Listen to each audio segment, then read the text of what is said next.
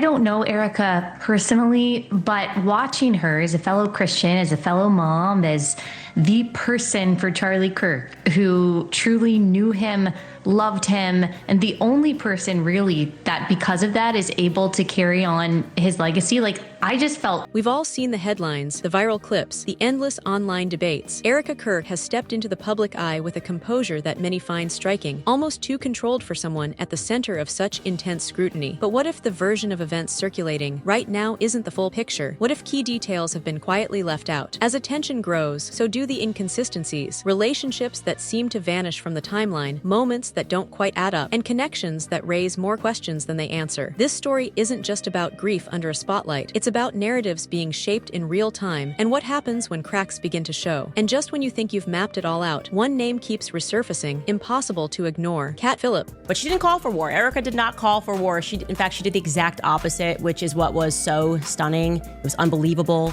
The forgiveness that she granted, the strength that it took for her to call for that forgiveness, it's just unmatched, and it really made a difference. And I was being serious when I tweeted that I think it was the most consequential speech in American history. Let's start with the most recent flashpoint. Just weeks ago, Erika appeared on stage at the University of Mississippi, introducing Vice President J.D. Vance with a warmth that instantly lit up social media. The embrace, the quiet exchange, then the line that sent the internet spiraling: "No one will ever replace my husband, but I do see some similarities between my husband and Vice President J.D. Vance." It was the kind of moment that fuels endless speculation. Clips circulated, commentators debated chemistry, intent, symbolism. But while the cameras focused on that single interaction, a different conversation was quietly resurfacing, one with far more uncomfortable implications. Because the scrutiny around Erika isn't limited to the present, it's drifting backward. And as people began digging, questions emerged about what parts of her past have been left out of the public narrative altogether. At the center of that curiosity is one recurring name: Cat Phillips, a senior editor at the Daily Wire, whose apparent proximity to Erika in earlier years seems oddly absent from later accounts. Archived social media posts from 2017 show shared outings, paintings, basketball games, including appearances alongside Charlie Kirk himself, and captions that suggest something more personal than a casual friendship. By any reasonable reading, the two appeared to be a couple at that time. Yet by 2018, when Erika has publicly stated she first met Charlie, that prior relationship is nowhere to be found. No acknowledgement, no overlap, just silence where context might be expected. Is that coincidence, a simple omission, or an intentional reshaping of a timeline once the stakes changed? The internet, as always, preserves what narratives later attempt to smooth over. And when you begin pulling at that thread, the image presented to the public starts to look less like a complete story and more like a carefully edited one. What did you guys want to have?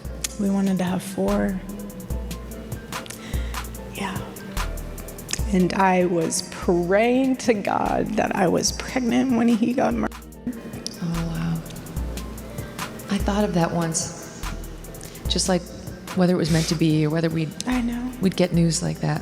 I was like, oh goodness, that would be the ultimate blessing out of this catastrophe. Now let's talk about the timeline, because this is where the story starts to unravel. Erika has repeatedly said, in interviews and public statements, that she hadn't dated anyone for 5 full years before meeting Charlie. 5 years of celibacy, 5 years of focus, 5 years of waiting. It's a powerful narrative, but one that appears increasingly difficult to reconcile with what's still visible in public records. In 2015, Erika was photographed at a Trump rally, standing beside a man who closely resembles Tyler J.T. Massey, a professional baseball player she previously referred to as her incredible boyfriend in Arizona Foothills magazine. At the time, the relationship was public. Photos circulated widely. Some even resembled engagement-style shoots. There's no marriage certificate, sure, but this wasn't a quiet or casual connection. It directly challenges the claim that she was entirely single during that period. Then there's footage from Summer House in 2018. In it, Erika is seen drinking, flirting, and casually stating she had been living in New York for 4 years. That detail alone complicates later portrayals of a secluded, dateless lifestyle leading up to meeting Charlie. So which version reflects reality? A prolonged period of solitude, or a selective retelling of events? But the most complex thread runs back to Cat Phillips. Cat isn't just described as a former romantic connection. He's deeply embedded in influential conservative circles. His father, Tim Phillips, was a longtime Republican strategist and former president of Americans for Prosperity, a major political powerhouse. Tim stepped down in 2021 amid reports of personal impropriety, a deliberately vague phrase that often signals more more than it explains. Kat's family connections extend further. His brother serves as an assistant pastor at Cornerstone Chapel in Leesburg, Virginia, a church some former members have publicly described as exhibiting cult-like behavior, including allegations of coercive control and financial pressure. Then there's the detail that keeps resurfacing online: a pizza tattoo on Kat's inner lip, a symbol Charlie Kirk himself has publicly associated, at least rhetorically, with coded language used by criminal networks. Coincidence? Possibly, but symbolism doesn't exist in a vacuum. Add to that the fact that Kat was photographed with Charlie in 2017, the same year Kat was allegedly dating Erika, despite Erika stating she didn't meet Charlie until 2018. At that point, the timeline doesn't just blur, it fractures. And once it does, every carefully curated detail demands a second look. My friend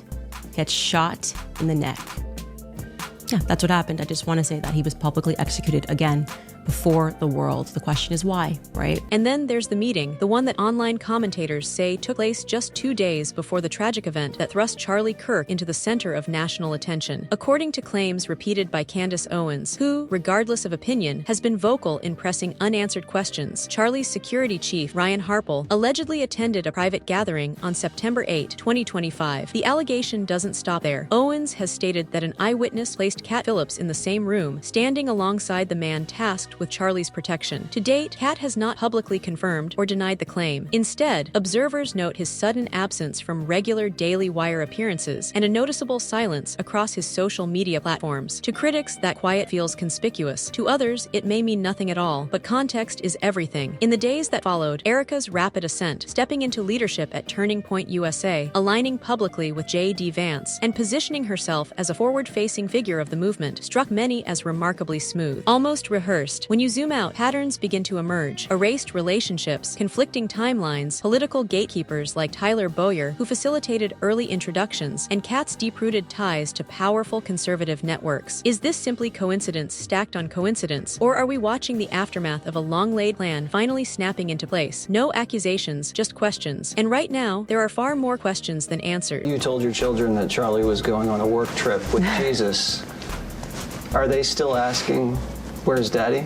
Yes, my daughter continues to ask, but it's really sweet because I keep explaining to her a few things. And I said, if ever you want to talk to Daddy, you just look up to the sky and start talking to him. He can hear you. It's always me. But the questions don't end there. Another topic that continues to circulate online is Erika's reported pregnancy following Charlie's death, something she publicly described as a deeply prayed-for blessing during an unimaginably difficult time. And yet, observers have noted an unusual absence. No visible pregnancy photos, no public maternity moments, no documented timeline. In an era where even private milestones often surface in some form, that silence has fueled speculation, fair or not. Then there's the matter of timing. Online discussions have pointed out that Kat Phillips reportedly became a father in early 2024, while Erika later welcomed a child said to be Charlie's. On its own, that overlap proves nothing. But when paired with the already disputed timelines surrounding past relationships, some critics argue it raises additional questions that haven't been publicly addressed. There are also lingering rumors connected to Erika's past humanitarian work in Romania, specifically a project often referred to as Romanian Angels. While details remain unclear and largely unverified, some online sources claim there were concerns about the organization's operations, even suggesting restrictions on travel, claims that have never been formally confirmed. And finally, there are the messages. Texts Charlie reportedly sent to Candace Owens in 2018, where he spoke about recurring dreams, fear, and a sense that he might not see everything through. Whether metaphorical or emotional, those messages now read differently in hindsight. If Charlie sensed pressure closing in, the question remains, what did he know, and who did he trust enough to tell? No conclusions, just unresolved threads still waiting to be pulled. And he was publicly executed. I want to make that clear. Charlie Kirk was publicly executed before the world. And as we're all searching for answers, the ones that are being supplied to us are not making a lot of sense.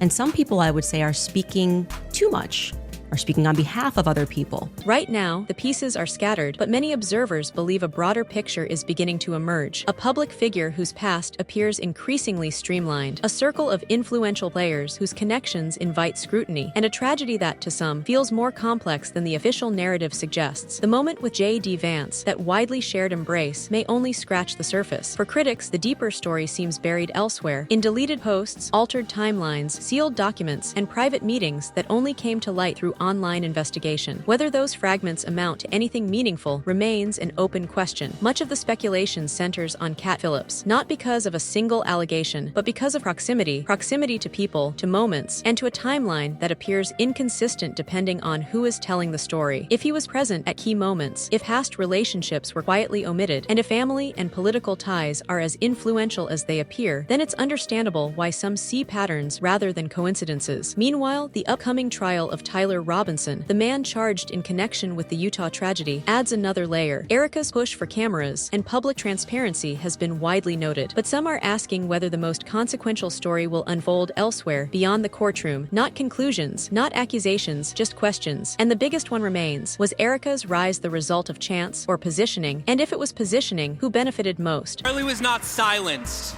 His movement is only beginning. The voices of millions globally have been awakened, furthering his cause and mission far beyond anyone's comprehension. We won't cower in fear. We will never surrender. We are resolved to live free from lies and seek out. The deeper people dig, the more some believe this story extends far beyond personal inconsistencies or disputed timelines. To them, it's less about Erika Kirk's private life and more about power, how it's built, preserved, and transferred within tightly connected political ecosystems. At the center of that conversation is Turning Point USA. From its earliest days, the organization was never viewed by insiders as just a student activist group. It functioned as an infrastructure, a training ground, a donor network, and a pipeline for future political influence. Charlie Kirk built it deliberately, and even after his tragic death, the machine did not pause. Within days, Erika stepped into a leadership role. Within weeks, she appeared publicly alongside J.D. Vance. And within months, Turning Point's messaging began pointing toward a longer-term vision, one that some observers say aligned neatly with a broader 2028 strategy already being discussed in conservative circles. To supporters, this looked like continuity. To critics, it looked unusually seamless. That's where questions arise, not accusations, but curiosity about process. Was this simply good organizational planning, or evidence that succession had been discussed long before it became necessary? Following the money only deepens the intrigue. Turning Point USA is a major fundraising operation, drawing tens of millions of dollars annually from donors who see political influence as a long-term investment. These funds don't just support rallies or campus events, they help shape networks, careers, and policy trajectories. Charlie Kirk often spoke about building influence, not just winning elections. And when people examine how quickly leadership stabilized after his passing, how rapidly new alliances formed, and future goals were articulated, they wonder whether the groundwork had already been laid. What stands out most is that the tragedy did not slow the organization's momentum. If anything, it sharpened its focus. New faces rose, new messaging took hold, and a future vision emerged with striking speed. That doesn't prove intent. It doesn't establish wrongdoing, but it does suggest one thing: strategies like this don't appear overnight, and they rarely exist without authors. So I don't listen to Candace's show, but I am 100% convinced that Charlie was by Tyler Robinson, a crazed leftist who him because he didn't like Charlie's messaging on the... Now let's talk about J.D. Vance, because his increasingly visible alignment with Erika Kirk has drawn attention well beyond expressions of shared grief. To many observers, it looks less personal and more political. Vance wasn't a distant figure in Charlie Kirk's orbit. He was widely viewed as part of the next generation of conservative leadership, endorsed by Donald Trump, elevated quickly, and positioned for long-term influence. After Charlie's passing, Vance didn't simply attend memorial events. He stepped into highly visible roles Charlie once occupied, appearing at the University of Mississippi, engaging directly with students, and even participating in a tribute episode of Charlie's podcast. To some, it felt symbolic. To others, it felt like a transition unfolding in real time. Erika played a central role in that moment. She invited Vance, stood beside him on stage, and publicly drew parallels between him and her late husband. She later spoke about feeling compelled to continue Charlie's mission, language that resonated deeply with supporters, but also raised questions about succession and stewardship. Because Turning Point USA is more than an organization. It's a brand, a platform, and a political pipeline. Whoever controls access to it holds significant influence. If Vance becomes one of its most prominent faces, then Erika isn't just a public figure navigating loss. She's a gatekeeper to an established infrastructure of donors, activists, and future candidates. That's where the Phillips family re-enters the conversation. Much attention has focused on Cat Phillips due to his past proximity to Erika, but analysts point out that his father, Tim Phillips, has long been a major figure in conservative political organizing. As former president of Americans for Prosperity, Tim helped lead one of the most influential donor-backed advocacy networks in modern Republican politics. When he resigned in 2021 under the vague description of personal impropriety, it prompted speculation, not conclusions, but curiosity about what circumstances led to such a quiet exit. Now, years later, observers note how frequently the same names, families, and institutions seem to intersect across different moments of controversy, transition, and opportunity. Churches under scrutiny, political organizations evolving, new leaders emerging seamlessly from old networks. Is that simply how political ecosystems function, tight-knit, interconnected, resilient? Or does it suggest something more deliberate about how power circulates? No single detail proves anything, but taken together, the pattern invites a broader question. In movements built on influence, visibility, and succession, who truly controls the handoff and who benefits when the spotlight shifts? Some kid who has a boyfriend who's a furry, and you talk to him on Discord. I think he's a furry. I don't want to disrespect. I don't know if that's a real thing. His boyfriend's definitely a guy who became a girl. And wears furry stuff. I think they do furry Here's where the story takes another turn. Cat Phillips didn't simply fade from view after his reported relationship with Erika. Instead, observers noticed him resurfacing within the same political orbit. Following Charlie Kirk's death, Cat was seen attending Turning Point-related events, appearing alongside figures connected to the organization now led by his former partner. To some, that proximity felt unexpected. To others, it raised questions about how small and interconnected these circles really are. This becomes more notable when paired with earlier claims about a private meeting that allegedly occurred shortly before the tragedy. According to online commentators, Cat may have been present at a gathering that included members of Charlie's security team. That allegation has never been publicly confirmed, but it continues to circulate because of what it implies. Not wrongdoing, but access. Why would someone from Erika's past be in proximity to those responsible for Charlie's safety? What was the nature of that interaction, if it happened at all? Zooming out, many analysts argue this isn't just about individual relationships. It's about the system that links them. Turning Point USA has long been described as more than an advocacy group. It functions as a pipeline, identifying young talent, building loyalty, and channeling influence into media, politics, and policy. When you look at recurring names, Vance, major donors, long-established political families, it's easy to see why some interpret this as a network that plans for continuity. Charlie himself often spoke in symbolic terms about leadership and legacy. In messages shared publicly years ago, he referenced uncertainty about whether he would see it through, comparing his role to a guide rather than a finisher. Those words weren't evidence of anything concrete, but in hindsight, they've taken on added weight. If Charlie sensed the pressure of the machine he helped build, the lingering question isn't what he feared. It's who else understood what was coming and how prepared they were for the transition that followed. I could do it tomorrow. If you're no, but you are experienced. If it's someone that's never shot, could they do it? 100%. Not Really? if they've never shot. They wouldn't know where to look. They'd have a hard time acquiring the when you look through a scope.